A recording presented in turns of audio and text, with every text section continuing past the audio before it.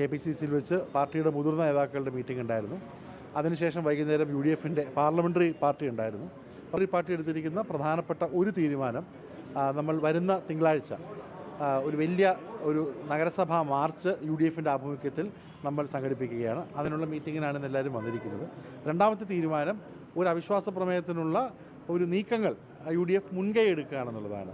നിങ്ങൾ മനസ്സിലാക്കേണ്ടത്, കേരള മുനിസിപ്പാലിറ്റി ആക്ടിൻ്റെ 19-ാം ചട്ടപ്രകാരം 6 മാസം കഴിയുമ്പോൾ ഒരു കോർപ്പറേഷൻ ഭരണസമിതിയിൽ പ്രതിപക്ഷത്തിന് അവിശ്വാസമുണ്ടെങ്കിൽ, അതിൻ്റെ പ്രവർത്തനങ്ങളിൽ സംതൃപ്തിയില്ലെങ്കിൽ ആ കാര്യങ്ങൾ ചർച്ച ചെയ്യാൻ വേണ്ടി അവിശ്വാസ പ്രമേയം കൊണ്ടുവരിക എന്നുള്ളതാണ് അതിൻ്റെ ഒരു പ്രൊസീജിയർ ഉള്ളത്. അതിൽ 1/3 അംഗങ്ങളുടെ സപ്പോർട്ട് ഉണ്ടാകണം. 34 അംഗങ്ങളുടെ സപ്പോർട്ടാണ് വേണ്ടത്.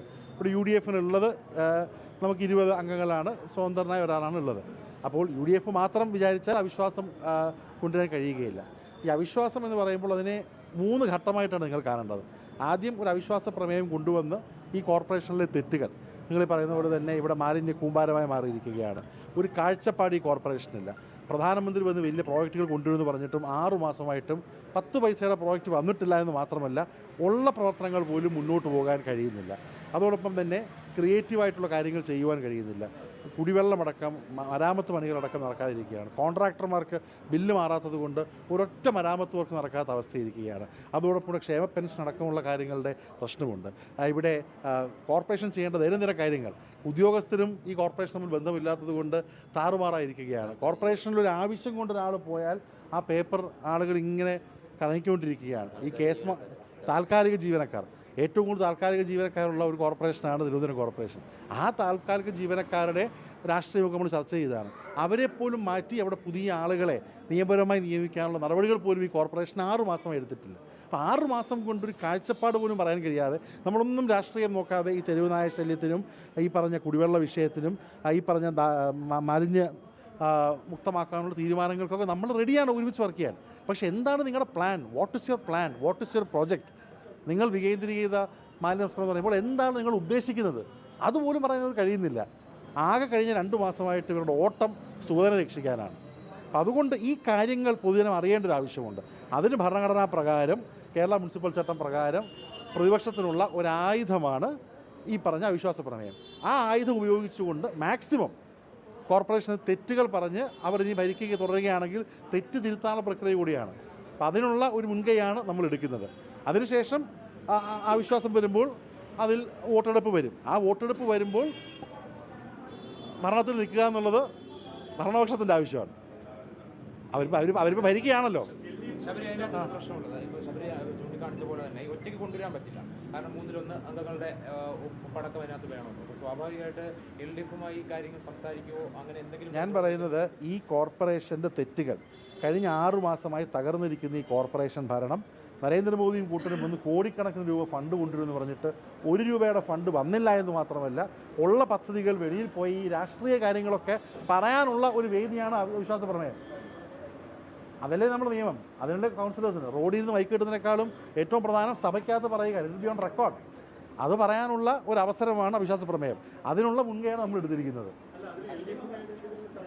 അതിനുള്ള മുൻകൈയാണ് UDF. ഇവിടെ LDF ഈ കോർപ്പറേഷനെതിരെയുള്ള തെറ്റുകൾ, അഴിമതി, അവരുടെ പിൻവാതിൽ നിയമനങ്ങൾ, അവരുടെ പദ്ധതികളെ ഇല്ലാതാക്കിയത്, അവരുടെ ഒരു മെല്ലെപ്പോക്ക്, ഇതൊക്കെ ജനങ്ങളുടെ മുന്നിൽ നിയമപരമായി അവതരിപ്പിക്കാൻ പറ്റുന്ന ഒരു അവസരമാണ് അവിശ്വാസ പ്രമേയം.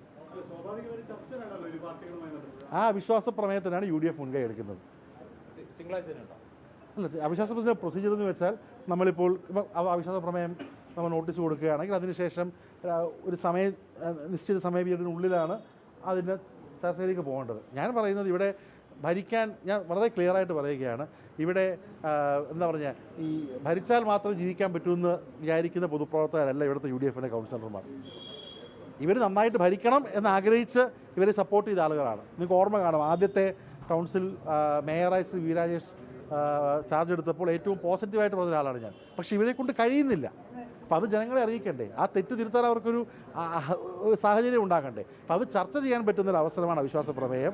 ഇനി അത് ഞാൻ പറഞ്ഞല്ലോ, അവിശ്വാസ പ്രമേയത്തിന് മുൻകൈ എടുത്തിരിക്കുന്നത് UDF ആണ്.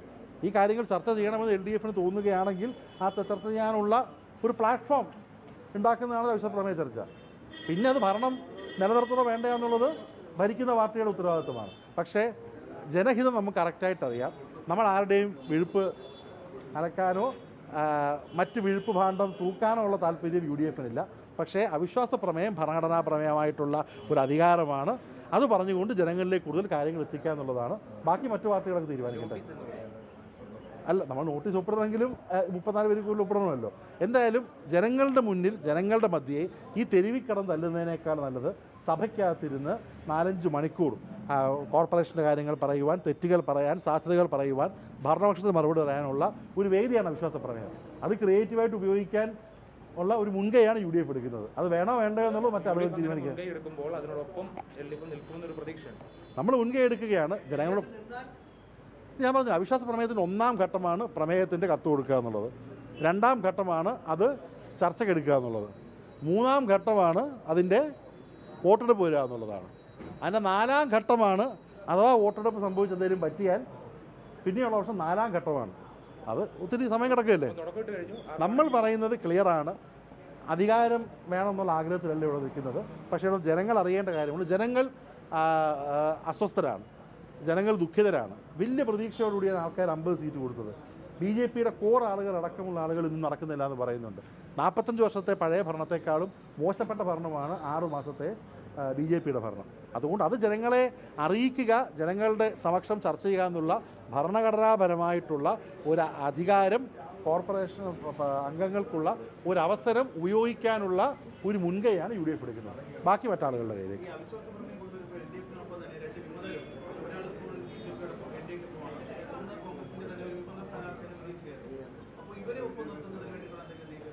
ഞാൻ പറഞ്ഞല്ലോ, ഇതിപ്പം ഞാൻ 4 ഘട്ടമുണ്ട്. 1-ാമത്തെ ഘട്ടമാണ് പ്രമേയത്തിന് തീരുമാനം എടുക്കുക.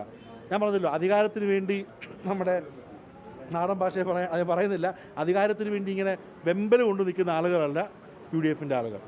നമ്മൾ തെറ്റ് തിരുത്താൻ അവസരം കൊടുക്കാനുള്ള ശ്രമം ചെയ്തു.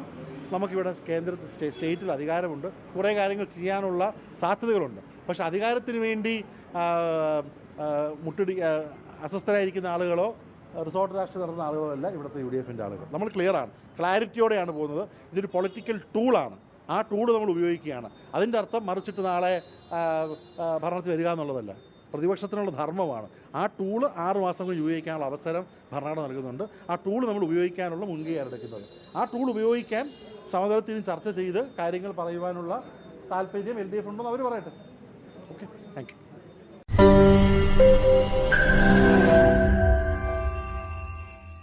ലോകത്തെവിടെയായാലും ഏത് സമയത്തും 24 വാർത്തകളും ഓഗ്മെന്റഡ് റിയാലിറ്റി പാക്കേജുകളും എക്സ്പ്ലെയിനറുകളും വിശദമായി കാണാൻ ഞങ്ങളുടെ YouTube ചാനൽ നിങ്ങൾക്ക് സബ്സ്ക്രൈബ് ചെയ്യാം.